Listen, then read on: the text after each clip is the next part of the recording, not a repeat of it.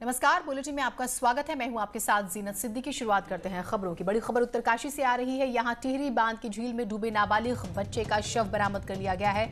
72 घंटे ये search operation चला, जिसमें एसडीआरएफ, एनडीआरएफ की टीमें लगी रही और धरासू पुलिस ने संयुक्त सर्च ऑपरेशन चलाया था।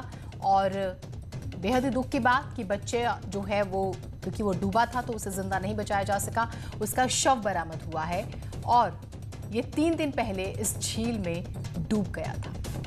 पूरे 72 घंटे लगे इसे ढूंढने में और फिर उसके बाद उसकी डेड बॉडी बरामद होती है।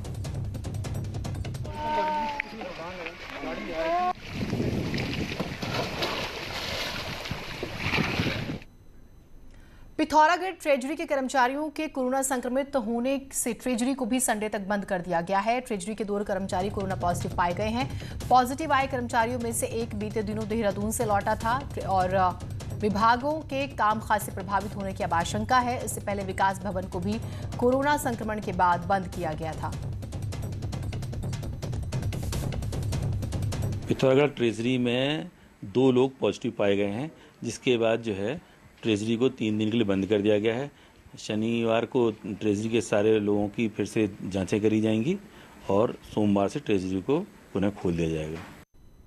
उत्तराखंड में लगातार कोरोना केस बढ़ रहे हैं और पौड़ी में 2 अधिकारी इसे लेकर आमने सामने आ गए हैं। पौड़ी के एसीएमओ ने इसे कम्युनिटी स्प्रेड बता दिया है और कहा है कि 1200 से ज्यादा केस हैं, इसमें 500 से ज्यादा एक्टिव है। हालांकि सीएमओ ने कम्युनिटी स्प्रेड को मानने से इनकार कर दिया। कहा विभाग की इस पर नजर है।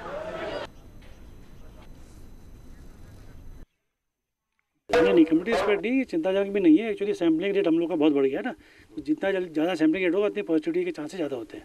पॉजिटिव आने का मतलब ये नहीं कि चिंता ही है उसमें। पॉजिटिव जब जनता एक दूसरे संपर्क में आएगी तो कैसे पॉजिटिव आएंगे।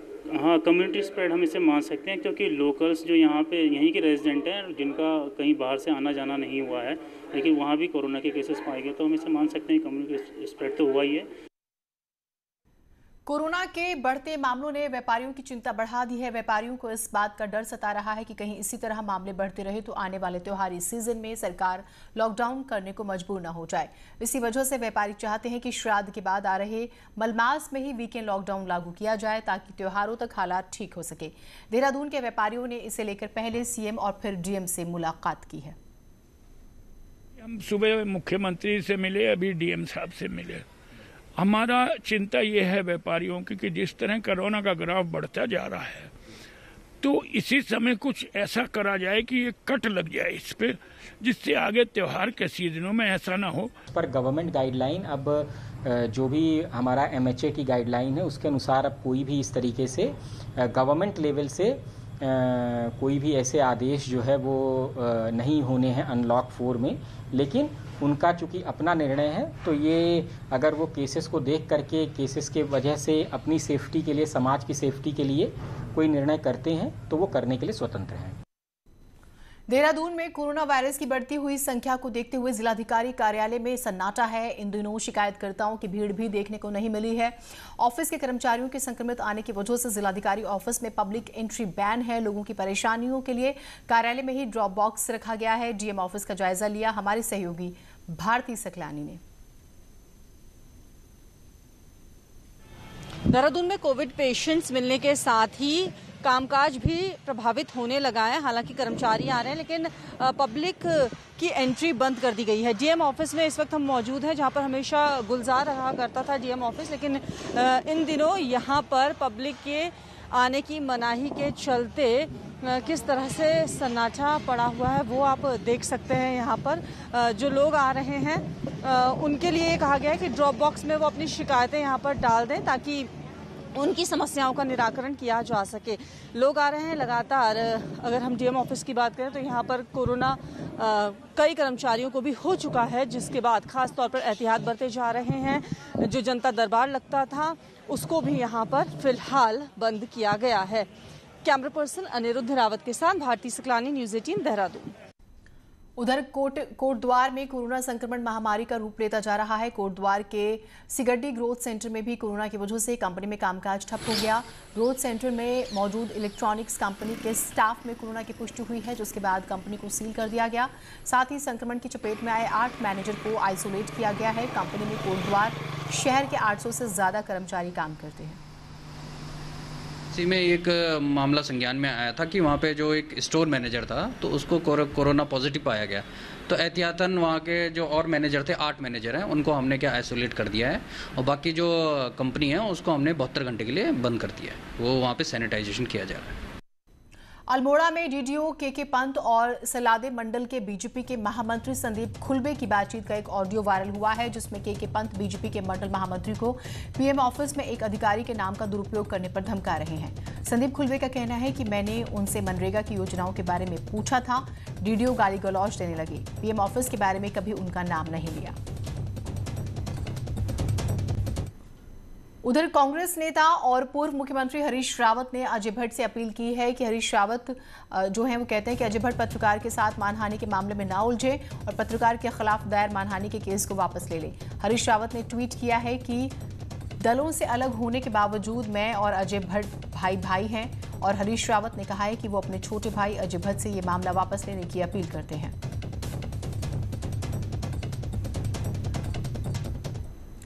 इस बार मानसून सत्र के लिए जब विधायक देहरादून विधानसभा में पहुंचेंगे तो उन्हें विधानसभा परिसर में विशाल तिरंगा लहराते हुए मिलेगा।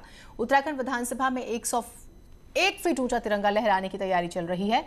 तिरंगे के लिए 101 फीट ऊंचा आधार स्तंभ बनकर तैयार हो गया है। 23 सितंबर को मानसून सत्र शुरू होने से पहले इसका लोकार्पण कर दिया जाएगा। मन में आया कि क्यों ना एक बहुत ऊंचा झंडा जो हमारे तिरंगा 101 फीट का ऊंचा तिरंगा हम अपने विधानसभा में उसको स्थापित करें। और मुझे खुशी है इस बात की, बहुत जल्द अब वो समय आ रहा है कि जब हम उस तिरंगे को स्थापित करने के बाद लोकार्पित करेंगे।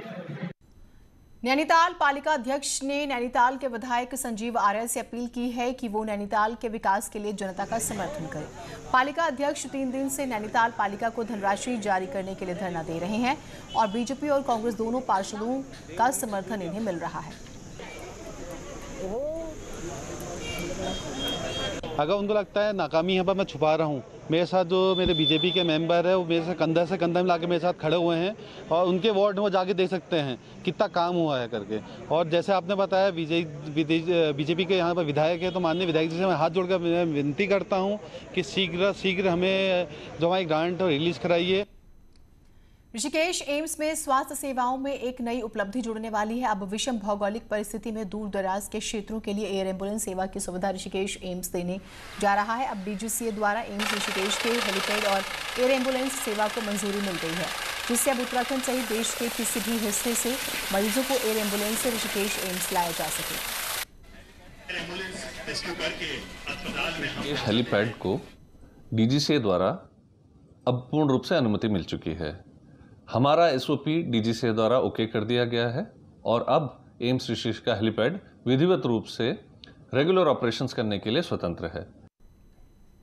आगे बढ़ते हैं। टिहरी में चंबा अस्पताल की लैब टेक्नीशियन को बर्खास्त करने के मामले में बवाल बढ़ गया है। एनआरएचएम कर्मचारियों ने के कर्मचारियों ने सीएमओ के खिलाफ मोर्चा खोल दिया। कर्मचारियों ने उच्च अधिकारियों को 3 दिन का अल्टीमेटम देते हुए बर्खास्तगी वापस नहीं लेने पर कार्य बहिष्कार की चेतावनी दी। कहना है कि उच्च अधिकारी जो है वो कर्मचारियों का उत्पीड़न कर रहे हैं। दूसरा मैं अल्टीमेटम दिया है कि 3 दिवस के अंतर्गत, अगर कार्य दिवस के अंतर्गत उनका निलंबन और जो उनको पद से हटाया गया है वो वापसी नहीं होती है उन दोनों कर्मचारियों की, तो जो संगठन है उन्होंने यह निर्णय लिया है कि 3 दिवस के बाद हम कार्य बहिष्कार जैसी स्थिति पैदा हो सकती है। और अभी हमने आपको एक खबर दिखाई थी। अल्मोड़ा में डीडीओ के पंत और सलादे मंडल के बीजेपी के महामंत्री संदीप खुलबे की बातचीत का ऑडियो जो वायरल हो रहा था, जिसमें के पंत बीजेपी के मंडल महामंत्री को पीएम ऑफिस के एक अधिकारी के नाम का दुरुपयोग करने पर धमका रहे हैं। संदीप खुलबे का कहना है कि मैंने उनसे मनरेगा की योजनाओं के बारे में पूछा तो डीडीओ गाली गलौज देने लगे और पीएम ऑफिस के बारे में कभी उनका नाम नहीं लिया है। सुनिए। नाम लेते हो ना प्रधानमंत्री के, उसका मैंने उनसे बात कर ली, वो कह रहे मेरे गांव का आदमी है, 2 कौड़ी का आदमी है। अच्छा, और हाँ ये कह रहे थे। मैं उनका नाम मैं तो लेता ही नहीं उनका नाम। मैं तो भाई भाजपा का मंडल महामंत्री अपना वो नाम लेता हूँ। मैं तो उनका नाम लेके आज तक कभी बात ही नहीं करी। सुन लो मेरी बात सुन लो। जो कोसी में बैंक मैनेजर है कांडपाल जी। कौन कांडपाल जी? कोसी में बैंक मैनेजर है एसबीआई में जी। उनसे मेरी बात हुई थी, उनने मेरी बात कराई थी। नंबर भेज दूं, मेरे पास भी है नंबर, में भेज दूं आपको? सुन लो मेरी बात सुन लो। हाँ हाँ। ऐसे तुम उस आदमी को बदनाम मत करो भाई, वो आदमी भाई साहब एक मिनट आप बताइए, मैंने कब आपसे उनका नाम लेके वो करा? उनका नाम मत लो। नहीं, मैंने आपसे कब कहा मैंने उनके बोल रहा हूँ करके? मैंने तो जब भी बोला अपना प्रधान का परिचय दिया और भाजपा का महामंत्री का परिचय दिया। कब दिया मैंने आपको ये जो आप बोल रहे हैं? सुन, अच्छा आगे मारू है मेरे को? अच्छा हाँ, बिके सण आगे मारूंगा तेरे को। अच्छा हाँ है। अच्छा बात क्या है तेरी? है क्या कहा? का प्रधान है। टिहरी से खबर आ रही है, यहाँ प्रताप नगर के भैलूनता में गुलदार का आतंक जारी है। यहाँ पहाड़ी पर गुलदार देखा गया, जिससे लोगों में खासी दहशत है। गुलदार कई लोगों पर हमला भी कर चुका है और ग्रामीणों ने वन विभाग से गुलदार को पकड़ने की मांग की है।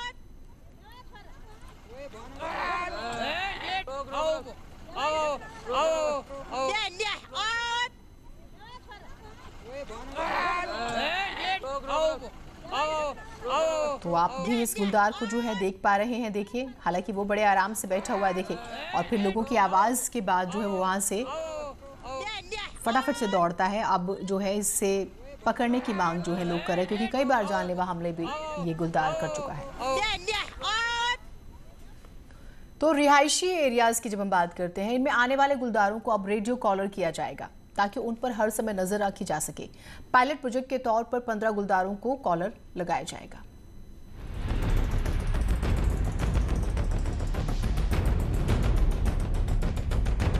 गुलदार के हमलों के लिए उत्तराखंड टॉप के राज्य में शामिल है। यहाँ बाकी जंगली जानवरों के साथ ही सबसे ज्यादा लोग गुलदार के हमले में मारे जाते हैं। राजाजी टाइगर रिजर्व का रायवाला क्षेत्र तो इस मामले में हॉटस्पॉट बन गया है।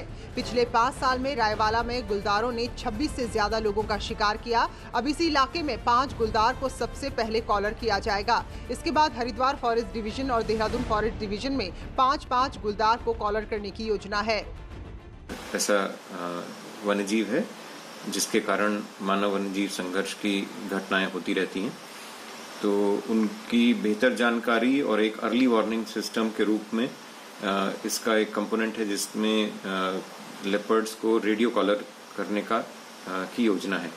तो इसके लिए GIZ द्वारा 15 रेडियो कॉलर भी उपलब्ध कराए गए हैं वन विभाग को। रेडियो कॉलर लगाने से आबादी वाले इलाकों में आते ही गुलदारों की पल पर की लोकेशन मिलती रहेगी। गुलदार के आने का रास्ता भी पता चल सकेगा। साथ ही ये जानकारी भी मिल पाएगी कि गुलदार किस समय जंगल छोड़कर रिहायशी इलाकों की ओर कूच कर रहे हैं। तो जो रेडियो कॉलर वो हैं हमारे गुलदार हैं जिन पे सैटेलाइट कॉलर लगाई जाएंगी, तो ये कहीं भी जाएंगे इनको सैटेलाइट के माध्यम से इनकी लोकेशन हमें लगातार मिलती रहेगी।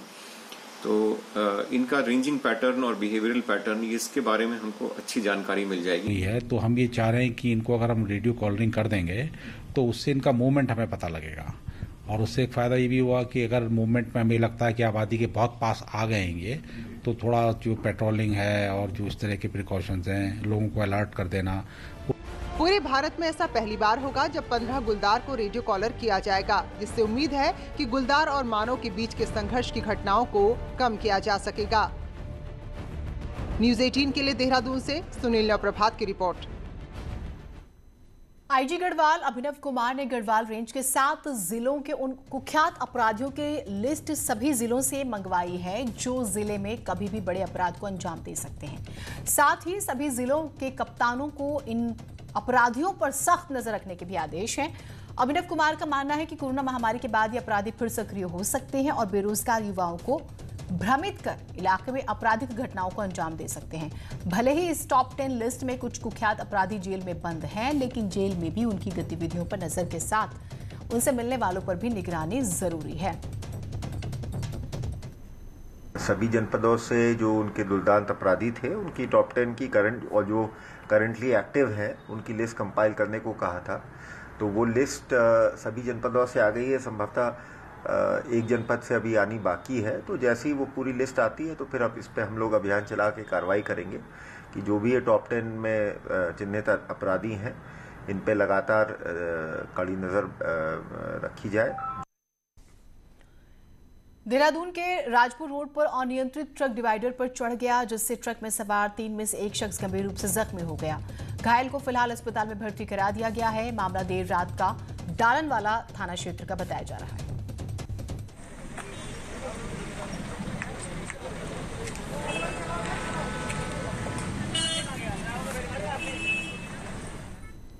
चमोली में बद्रीनाथ हाईवे खुल गया है। मंगलवार शाम कर्णप्रयाग के पास भारी मलबा आ जाने की वजह से मार्ग बंद हो गया था। लगभग 15 घंटे बाद मार्ग खोला गया।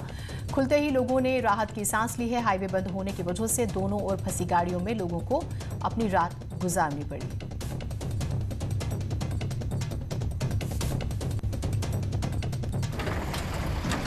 तो देखिए, कल तस्वीरें हमने आपको दिखाई भी थी किस तरह से हाईवे बंद हुआ और जो गाड़ी जहां खड़ी थी वो वहीं रह गई थी। उसके बाद रात भर लोगों को यहीं पर इंतजार करना पड़ा। 15 घंटे की मशक्कत के बाद बद्रीनाथ हाईवे को खोला जा सका और फिर थोड़ी मूवमेंट शुरू हुई। हालांकि अलर्ट फिर भी है लोग, और ये हम तस्वीरें उस वक्त की भी दिखा रहे हैं, पूरी तरह से रास्ता किस तरह से जब खोला गया। ये खड़ी कैसे करी? साल 2013 में आई केदारनाथ आपदा में लापता लोगों के कंकालों की तलाश फिर से शुरू होने जा रही है। नैनीताल हाईकोर्ट के निर्देश के बाद उत्तराखंड शासन ने एक कमेटी बनाई जो कंकाल खोजकर 1 हफ्ते में इस पर रिपोर्ट देगी। 7 साल बाद अलग अलग रास्तों से केदारनाथ में अभियान चलेगा, जिसके लिए 10 टीमें बनाई गई हैं। इस टीम में स्थानीय लोगों को भी शामिल किया गया है। साथ ही SDRF, पुलिस और फार्मासिस्ट भी रहेंगे। ये टीम अलग अलग रूट्स पर निकलेगी। खोजबीन के बाद कंकालों के DNA टेस्ट कराए जाएंगे और फिर पूरे विधि विधान के साथ उनका अंतिम संस्कार किया जाएगा। केदारनाथ में जब आपदा घटित हुई थी तो 3900 लोग अब भी मिसिंग है, जबकि अब तक 700 कंकाल ही अलग अलग अभियान में मिले हैं और 1 हफ्ते में इस अभियान में 3200 कंकाल खोजे जाने की कोशिश होगी।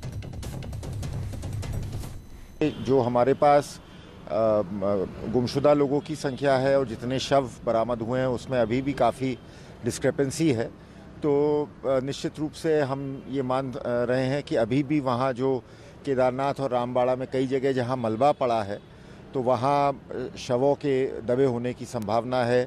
अब हालांकि चूँकि अब लगभग 7 वर्ष हो चुके हैं उस त्रासदी को, तो किस हालत में वो शव होंगे कहा नहीं जा सकता, लेकिन फिर भी उनकी ढूंढ के लिए हम लोगों ने 10 टीमें हमने बनाई हैं SP रुद्रप्रयाग के निर्देशन में। तो ये वाकई बहुत चुनौतीपूर्ण रहने वाला है। एक छोटे से ब्रेक के लिए रुक रहे हैं, आप कहीं मत जाइएगा। प्रसिद्ध लोक गायक और कवि हीरा सिंह राणा की आज 78वीं जयंती है। इस मौके पर रामनगर में हीरा सिंह राणा की याद में एक कार्यक्रम आयोजित किया गया, जिसमें उनके लोकगीत गाकर उन्हें याद किया गया। इस दौरान लोगों ने उन्हें पहाड़ का हीरा बताते हुए कहा कि हीरा सिंह राणा ने पहाड़ के सुखों को अपने गीतों में जगह दी, वहीं उन्होंने पहाड़ के दुखों को भी अपने गीतों में जगह दी। जनमा भूमि तेरी जय जयकारी हो।